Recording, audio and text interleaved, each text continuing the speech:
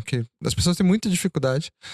Entra o mês de dezembro. E aí, assim, eu sou muito crítico. Eu sou o chatão que fala assim: a virada do ano é uma besteira absoluta. Ai, vou renovar os meus planos. A única coisa que eu tenho pra dizer é que fica uma merda de treinar em janeiro, que a academia fica absolutamente lotada. Exatamente. E que é muito difícil trabalhar antes do carnaval, porque ninguém quer fazer nada. Então eu sou a pessoa que normalmente reclama dessas coisas e vou continuar reclamando, tá? Esse é o meu papel aqui. Mas eu sei que as pessoas usam isso como um rito de passagem, né? Pra poder definir os objetivos do ano. Sim. E se preparar, e dizer que vão começar e não começar porra nenhuma. Mas tudo bem, assim. Se cumpre um papel social das pessoas acharem e se enganarem de que elas precisam daquilo. Sim. Claro, não vou ser eu que vou dizer pra não fazer, né? Dito isso, o que a gente pode fazer pra que esse exercício de planejamento, de organizar o ano, tipo, ter um ano legal, seja algo produtivo, né? Talvez tenha uma ou duas coisas que a gente faça bem e possa compartilhar aqui. Sim. Eu acho que usando esse gancho da virada de ano, acho que um ponto que incomoda é porque a pessoa espera o ano inteiro pra replanejar. Me incomoda, pelo menos, é que eu já tô numa mentalidade, desde que existe a nave, pelo menos assim, que foi um pouco antes da empresa que eu tinha feito antes, tinha aprendido como gerenciar uma empresa. Aprendi tão bem que fechou a empresa, porque Isso, deu pra ver que ela tava aprendeu, né? errada. Mas desde que nasceu a nave, que tem 8 anos e meio, eu comecei a organizar minha cabeça por trimestre. Então, Sim. só por isso, já não faz sentido ter esse grande plano do ano, porque, Sim. eu tô sempre planejando o trimestre, que é uma coisa que já é difícil de ter controle. Mas acho que do ponto de vista da empresa eu até entendo, porque dá pra pensar em contabilidade, dá pra pensar em marcos que são anuais. Agora, do ponto de vista da pessoa, tipo, Mas enfim, acho que o que eu ia dizer é que, se tu só pensar em trimestre, o teu ano já fica mais organizado porque tu vai ter uma cadência mínima de 4 vezes reavaliar o plano, né? sim, Se tu isso olhar já melhora. trimestralmente. Porque tudo, eu sou uma pessoa reconhecidamente, quem me conhece sabe, Quem me conhece. extremamente indisciplinado. Talvez não sei se indisciplinado, porque eu tenho disciplina pra Depende pra construir quê. as coisas. Depende pra quê. Mas eu não gosto de ter regras. Acho que isso, às vezes eu sou confundido com indisciplinado, porque eu detesto Vamos no regras. orgânico Eu aqui. detesto regras Dannenberg e e Matheus. burocracias e coisaradas. Então acaba parecendo que eu sou indisciplinado. Mas eu gosto mais de ter princípios e de ir medindo as coisas. Mas você é indisciplinado, mas você acorda às 5 da manhã pra estudar. Então, de Às novo, 5 também não vamos passar, sei né? lá, às 6. 6, tudo bem. Sim. Mas aí, de novo, é sobre estar alinhado com teus objetivos, Não, com acho teus que é isso. princípios. Tu ser. Aí a gente chega num ponto importante que é tu ter esses princípios, esses. E aí, princípio mesmo de o que te guia. Acho que isso é. Quando eu mudei de metas e super objetivos para princípios, eu comecei a conseguir tocar as coisas com mais facilidade. A gente pode discorrer um pouco Tá. mais sobre isso. Mas de qualquer forma, quando tu encontra a cadência certa que tu consegue gerenciar. E isso sendo no menor período de tempo, eu não faço. No meu caso, é semana. Eu Sim. olho muito para semanas. A gente tem 52 semanas úteis no ano. E aí eu quero olhar a cada semana, eu preciso estar seguindo esses princípios Ok. e me colocando mais perto do meu objetivo.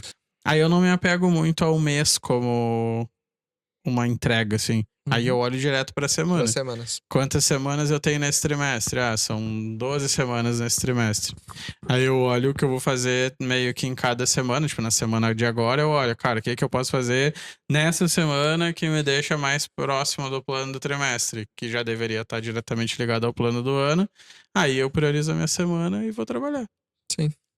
Então, acho que se a gente for tentar ser bem didático aqui no processo de planejamento da empresa e o teu individual, né?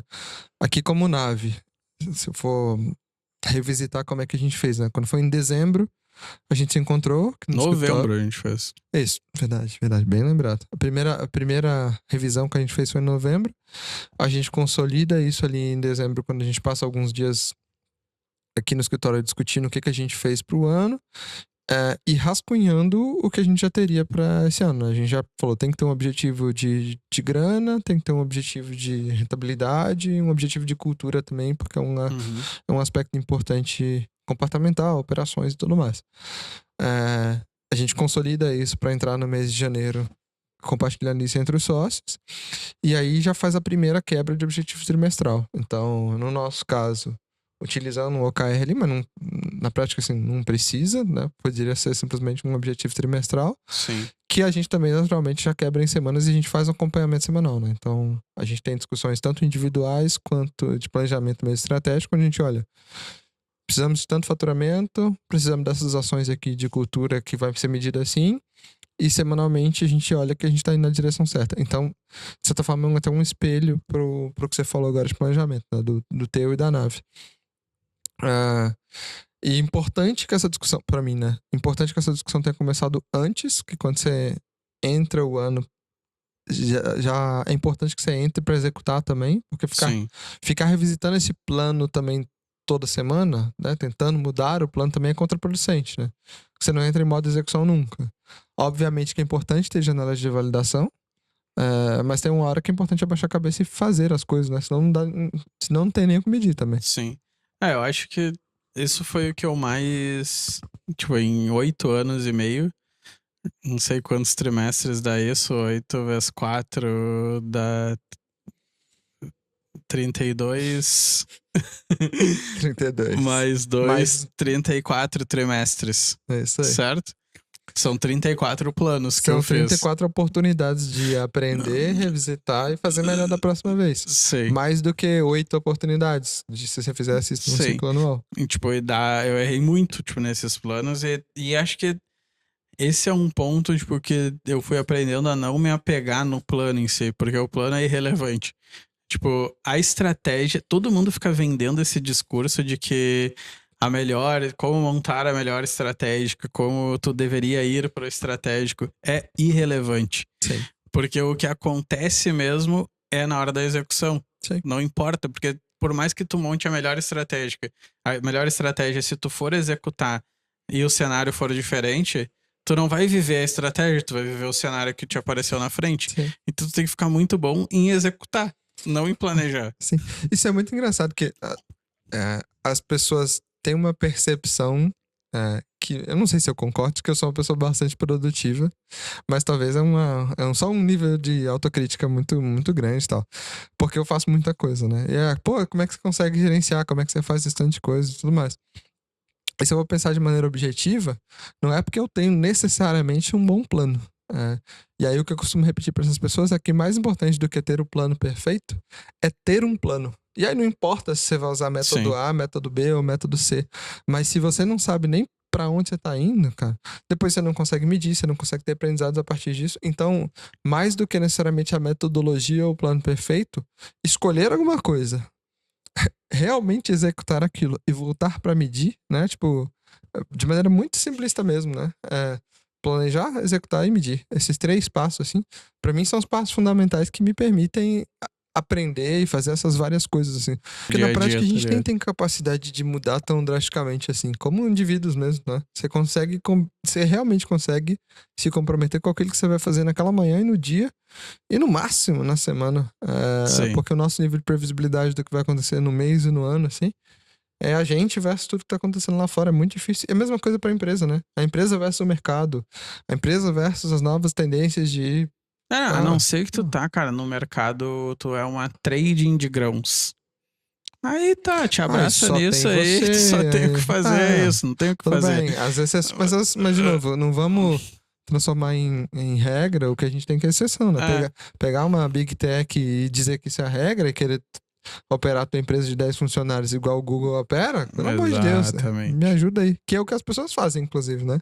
Mas esse é o cara ficar bitolado por super planejamentos, aí faz o planejamento igual uma empresa listada na bolsa, mas tu não é uma empresa listada na bolsa. Sim. Tu não precisa, tipo, tu usa os recursos dessas empresas pra te engessar. Sim. Tu tá pequeno e tá engessado num plano anual. Foda-se teu plano anual, meu amigo. Tu não sabe nem se tu tá vivo daqui a um ano, tipo, como empresa, tá ligado? Tu vai fazer o máximo pra rentabilizar nesse período, pra fazer a tua empresa crescer. Tipo, o foco deveria ser em métricas que te fazem crescer. Sim. Agora, como tu vai crescer, tu não tem como saber. Tem um ponto que aparece muito quando a gente tá implementando IA, que é a gente pensar na base que essa IA vai usar para fazer esse seu trabalho magnífico, que eu acredito vai acontecer e tá tudo certo. Mas a gente fala muito da ordem de tomada de decisão ali de Sim. pessoas, processos e tecnologia. Essa é a ordem que tu deveria te preocupar. Eu tenho as pessoas certas, as pessoas são capacitadas para executar o trabalho que precisa ser executado. Eu já estabeleci processos que essas pessoas conseguem entregar consistentemente o certo, né? Porque dá para entregar consistentemente o errado. Sim. Mas tá estabelecido que esse time tá certo e ele sabe como trabalhar, já tá setado esses processos. Aí a tecnologia vem, mas não é simplesmente colocar a tecnologia. Sim. É colocar a tecnologia onde tem oportunidade de valor ser gerado por tecnologia. E aí que a IA entra bem demais, porque ela mexe nos 3 pilares ao mesmo tempo. Até então, quando a gente inseria a tecnologia, era um pouco linear, assim, mas a IA, quando tu coloca um agente, esse agente pode substituir alguma pessoa, algum processo pode ser eliminado porque a própria IA já executa esse processo, mas de qualquer forma, manter essa mentalidade de pessoas, processo e tecnologia é extremamente valioso, porque a gente, cara, é a estrutura perfeita para pensar numa operação acontecendo. Aí tá certo, essa pessoa tem a capacidade técnica. Tá, então para eu entender se esse time tá performando bem ou não, o que tá acontecendo de problema, os processos estão bem estabelecidos, porque tu pode jogar um time de todo mundo com capacidade técnica e não sair demanda nenhuma no final. O time se perder no meio, cada um faz uma coisa. Então tu estabelece os processos, deixa tudo azeitado pra coisa acontecer. Aí tu vai olhar para o processo. E aí, parece meio lógico o que eu tô falando, mas muitas vezes o que a gente vê é tipo, o time não tá entregando. Vamos marcar mais reunião, agora vai ter que entregar esse relatório aqui toda terça-feira às 7 da manhã. Aí tu coloca processo, tentando achar tipo, que é o processo que vai resolver. Mas na verdade a pessoa só não sabe o que tem que fazer. Tu não tá dizendo, tu não tá ajudando ela tecnicamente, ou tu tá colocando ela numa posição que ela não tem condição de entregar. Se tu não tem o processo de fechar o teu caixa, de organizar todas as tuas contas, tipo, o RP não vai resolver os teus problemas. Sim. Vai te criar mais um problema, mais um lugar pra tu tá com informações espalhadas. E se tu não acompanha, tipo, se tu não nutre ele do jeito certo, tu vai ter a pior coisa que existe, que é uma informação errada pra tu olhar lá no final, né? Sim. Que é, tipo, cara, tu olhar pra um dado que tu tem na tua planilha de Excel a informação certa, feita de um jeito manual, e tu joga pra um sistema porque ele é o mais bonito e olha pro número errado, cara, isso é perigoso pra ti. Sim. Então, tanto esse lado de controle quanto esse lado de tecnologia, tipo, é fácil se perder, porque, tipo, tem muita coisa hoje já mostra, né? Todo mundo é expert em fazer gestão, todo mundo é expert em tecnologia. Mas essa hora certa de colocar que é o desafio. E quando é a hora de, tipo, como é que funciona isso daí pra ti? Tipo, tu testou algo, tu foi lá, tu conscientizou as pessoas, existiu o processo, tu testou uma tecnologia e não deu certo. Quando é hora de desligar, tipo, tu tem algum momento que tu percebe que essa tecnologia não tá fazendo sentido, que não tá sendo útil, que tá mais atrapalhando do que ajudando? Que a gente já passou por essas situações assim aqui dentro da empresa. É que se tu amarra bem o pessoas e processos, é muito fácil de ver se uma tecnologia tá gerando resultado ou não, né? Porque, tipo, vou usar um exemplo que muita empresa de tech passou por isso já.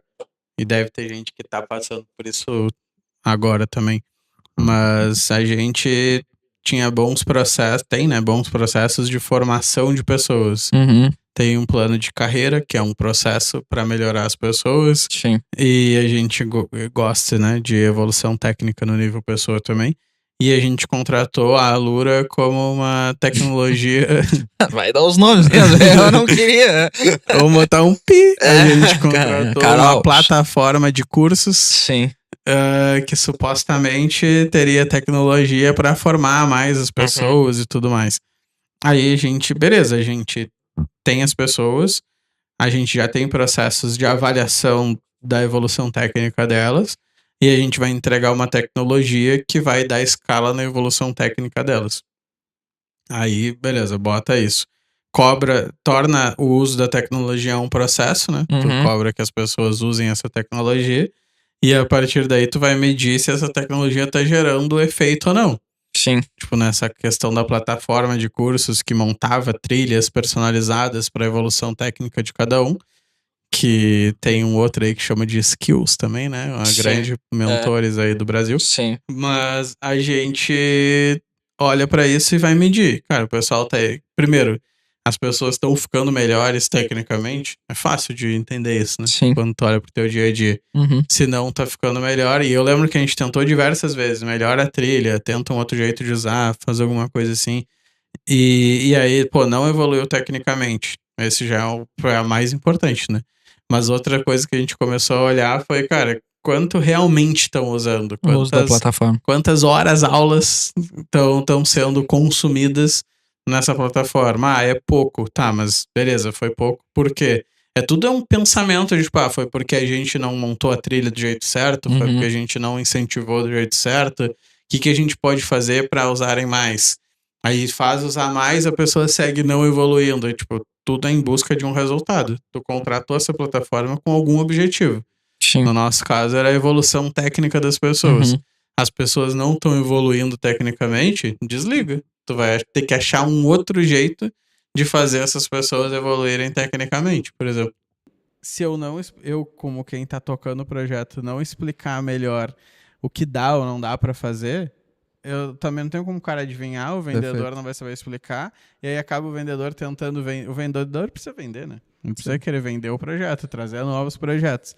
Se quem é técnico não ajuda esse vendedor a vender, vai sempre chegar projeto ruim. E aí eu perfeito. comecei a olhar para esse lado de tipo, pô, se eu sou consultor, eu tenho que ter contato com o cliente, porque essa que é também uma seara que eu gostaria de entrar, de tipo, se eu pegar empresa de consultoria ou também produto, assim, o CTO de uma empresa de produto, ele deveria ter contato com o cliente e participar desse processo de vendas. Tem vários CTOs que fogem desse processo de vendas, mas na minha visão é extremamente importante, tipo, tu entender que vender não é negociar o preço, tá ligado? Isso aí. Vender é todo o processo de tu entregar a tua solução de um jeito melhor e fazer... Pra mim, tipo, como pessoa técnica, faz muito mais sentido eu me envolver no processo de venda, porque eu vou fazer o cara comprar o que eu quero que ele compre e não o que ele acha que precisa, tá ligado? Se você chegar a conclusões de que são coisas diferentes, isso retroalimenta o teu processo de construção de solução, de serviço, seja lá o que for. Então, acho que sim, é muito importante. E eu concordo muito com o teu ponto, e aí eu vou trazer para o contexto de empresa de serviço. Eu vivi essa dor na ponta, assim, eu já contratei empresas de software várias vezes. E o grande desafio e a grande crítica que eu sempre tinha é a pessoa que vende tem nenhum compromisso com a entrega. Sim. Cara, isso eu acho absolutamente absurdo e eu questiono muito a indústria de serviços, os serviços técnicos por fazer isso. Eu entendo a especialização do vendedor, eu entendo colocar um gerente de contas, eu não sei o quê. Mas essa pessoa não tem absolutamente nenhum compromisso com a entrega. É muito problemático. E eu acho que por isso, do ponto de vista de abordagem, a gente insiste em se envolver e liderar o fluxo de venda, porque tem essa premissa muito forte que a gente tem, né? Quem vende, toca o projeto, ou está envolvido e tem realmente um compromisso com levar o cliente até o final da jornada. Eu sei que existem abordagens diferentes, eu sei que tem um pessoal que faz o pre-sale engineer, o post-sale engineer, e tem só o gerente de contas e não sei o quê. O meu ponto é, independente de qual que é o seu modelo, tem que ter responsabilidade / accountability pelo processo, desde o momento que o cliente entrou na interação com o teu time comercial, que você prometeu mundos e fundos com ele, até levar lá na frente a capacidade do teu time de entregar aquilo que foi prometido, assim. Eu tenho a minha palestra Liderança Inovadora. Se você contratar minha palestra aí, manda mensagem. Tem um pedaço que eu falo de, tipo, o time precisa entender como a empresa vence. Isso aí. E aí, tipo, pra mim isso é vendas. De, tipo, cara, se o time não compreender, e a gente falando de vendas, mas na posição de liderança, agora não dentro do time. Se não ensinar o time o que é importante na relação da empresa com os clientes delas, que isso também é vendas, tipo, não tem como o time perceber se eles estão fazendo a coisa certa ou se eles estão gerando, tipo, que essa relação com o cliente está sendo positiva, assim. Sim. A pior coisa que tem é tu convencer alguém a comprar. E é Sim. isso que os vendedores mais gostam de fazer, o vendedor clássico. Mas no momento, cara, tu quer te fuder num projeto, é tu forçar o cara a sim. comprar. Não, frequentemente a gente fala pro cliente, você não precisa Cara, da se gente, o né? cara não tá muito afim, É. eu já falo, tchê, Cara, fica tranquilo. contrata a Pensa solução aqui que te aí, faz outra resolve, coisa. volta depois. Porque o cara que tu convencer ele a te comprar é o cara que mais vai te incomodar. Sim. Vai dar um monte de merda no caminho que ele vai valorizar cada centavo daquele que tu convenceu ele a te comprar. E aí vira uma merda. E aí esse é um problema que eu já tive com o vendedor, inclusive. Porque aí termina nisso, porque ele faz alguma promessa a mais, ele faz alguma coisa que vai conquistar essa pessoa a comprar. E é a pior decisão que tu pode tomar numa empresa de serviço. A parte boa é que a gente tem menos esse problema, dado a maneira como a gente aborda o fluxo de vendas, de fato. O que tu falou, acessar informação é fácil. Tipo, pensar, sugerir caminhos, legal. É a parte mais tranquila do momento ali de pensar a empresa. Porque tu consegue olhar, pô, parece que é por aqui.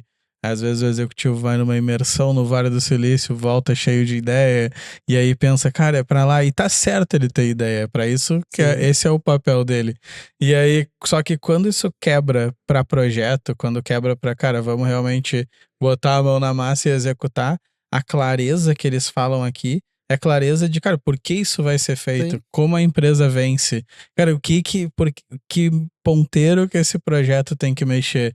E aí muitas vezes se perde fica um time um pouco disfuncional que tem o executivo tá estudando, tá realmente estudando o mercado, tá pensando, tá entendendo, ele sabe para onde essa empresa tem que ir. Aí ele repassa isso para alguém que entende algumas coisas disso O telefone e sem tenta fio transformar num projeto. Aí essa pessoa é responsável pelo projeto em si. E aí ela tenta passar isso pro time de engenharia e produto que tem que construir esse negócio, só que esse time não fala com o executivo e não entende por que ele teve. E quando eu falo assim, parece que é algo, pô, mas é só os caras conversar. Mas não é, tipo, é a governança, culturalmente a empresa tem que estar setada para esse time lá na ponta, lá onde tá realmente botando a mão na massa e construindo. Ele tem que saber por que ele tá construindo. E no geral não sabe. Não sabe, o cara trabalha vendado. E eu gosto de falar, tipo, primeiro entrega, depois pede, né? É isso Porque, aí. tipo, quanto mais... Não adianta o cara chegar e querer sentar na janela também, né? Me ajuda aí. tipo, quanto mais tu for te conectando com a pessoa de negócio, através de tu entregar coisas que geram valor pra ele, mais espaço tu vai tendo pra tomada de decisão. Porque começa que essa divisão entre negócio e tecnologia já é estranho, porque negócios tecnológicos que tem pessoas a decisão separadas, é da empresa, né? Tipo, como fazer essa empresa evoluir. Então, o negócio ali, na verdade, ele representa comercialmente como essa empresa vai ir para o mercado. Sim. E tech é quem está construindo a estrutura. Então, na verdade, o protagonismo ainda é de tech, porque é a tech que vai viabilizar que esse negócio aconteça e a pessoa de negócio é alguém com muito conhecimento de como modela essa empresa, como que ela vence. Então é um trabalho muito em conjunto realmente que deveria acontecer. E quando a gente começa a entregar e começa a entender de negócio, a discussão fica muito mais justa. Porque se eu quiser falar só de tech e a pessoa só de negócio, a gente não... A discussão não chega em nada, né? E o que eu gostaria de ver cada vez mais é tecnologia tomando mais decisão e propondo mais coisa. Tipo, tem uma máxima assim que é o time certo com a estratégia errada gera mais resultado do que a estratégia certa no time errado. E aí, tipo, olhando tô lendo agora, nesse momento, relendo o Jim Collins ali, eu tô lendo Feitas pra Vencer. Sim. E ele fala muito disso, né? De, tipo, primeiro quem, depois o quê. Foi isso que eles descobriram pesquisando as empresas. E aí, um rápido sobre o Jim Collins, é um pesquisador americano que estuda, tipo, as empresas que mais performam desde sempre aí, há bastante tempo, é o mais reconhecido sobre isso. E ele usa basicamente empresas listadas na bolsa, listadas na bolsa americana, que, tipo, existe muita empresa há muito tempo. Ele estuda, tipo, cara, um espectro de 15, 20 anos de cada empresa. Se ele citou uma empresa ali, é porque ele analisou no mínimo 15, 20 anos de resultado dela. E ele pega tipo, empresas da mesma indústria e olha, tipo, como elas planejaram, que time tinha e como elas executaram. E tipo, empresas muito boas, com boas estratégias, performavam muito menos do que as que ele diz que são as feitas para vencer. E aí ele começou, tipo, a olhar, tipo, elas às vezes tinham exatamente a mesma estratégia. Tipo, as duas estavam no mesmo mercado, com o mesmo faturamento, com a mesma rentabilidade, Sim. com a mesma estratégia. Só que elas lidavam com o time de uma maneira completamente diferente. Aí nos próximos 15 anos, uma performou 5, 10 vezes mais do que a outra. Simplesmente porque eles focavam muito mais no quem do que no que. E aí ele explica isso com, por exemplo, tipo, se tu vai montar uma tripulação de um barco pra ir desbravar alguma coisa. Aí se tu montar simplesmente pelo que é tipo o lugar que tu quer chegar, e no meio dessa aventura tu descobrir que aquele lugar, sei lá, não existe ou não é por aí que vai e tudo mais, tu vai ter que convencer as pessoas de dentro do barco que não é mais aquele lugar, que na verdade vai pra outro, e aí tu passa a convencer a pessoa de que ela tá no lugar certo. Mas tu recruta pelo quem, tipo, pessoas que querem crescer, que querem fazer as coisas. Que querem explorar, não importa pra que lugar tu vai, o que importa é que vocês vão fazer uma boa exploração. Sim. E aí, cara, isso, tipo, é muito verdade, porque no dia a dia de executar uma empresa, não importa que estratégia tu montou, e pra vida, né? Tipo, pra tu plano individual, Sim. não tem como tu dizer como vai ser teu ano. O que tu pode dizer é o que tu vai fazer no teu ano. Coisas que tu vai... Eu gosto de escrever coisas que eu vou ler e vou entender, tipo, se eu tô no foco ou não. Sim. E aí depois quebra isso em iniciativas que tu vai trabalhar no ano. E eu não colocaria mais do que uma grande iniciativa por trimestre, porque pensando em empresa e, tipo, até se tu for levar pra pessoa física isso, tipo, tu já tem um monte de trabalho. Tipo, pensa no teu dia a dia. Se tu não priorizar nada novo, tu já tem todos os dias pra trabalhar. Sim. Então, toda vez que tu tá priorizando algo novo, tu tá competindo com essas coisas que tu já tem pra fazer. Qual é a chance de tu focar, tipo, só na que tu já tem pra fazer ao invés de fazer essa coisa nova, tá ligado? Mas principalmente considerando isso, um outro aspecto muito importante de planejamento, assim, daria um episódio à parte só sobre isso, mas é escolher o que não fazer. Então acho que pra mim essa regra de planejamento ela é muito boa, mas ela tem que explicitar também o que a gente não deveria fazer nessa semana, nesse trimestre, nesse ano, que ajuda você a não perder nesse foco, assim. A gente já se viu em alguns momentos fazendo coisa demais, né? Então foi importante depois ter essas regras, falar assim, opa, isso aqui realmente não deveria ter entrado. O que, tipo, é muito importante priorizar o que não fazer e também priorizar um tempo ok, assim, pras coisas. Porque uma coisa que acontece, já aconteceu muito comigo nesses planos anuais aí, nessa história da empresa, é, tipo, tentar colocar quase que todas as ações no primeiro semestre, tá ligado? Sim. Tu olha pro ano inteiro, só que como tu quer muito isso, tu quer chegar nesse resultado.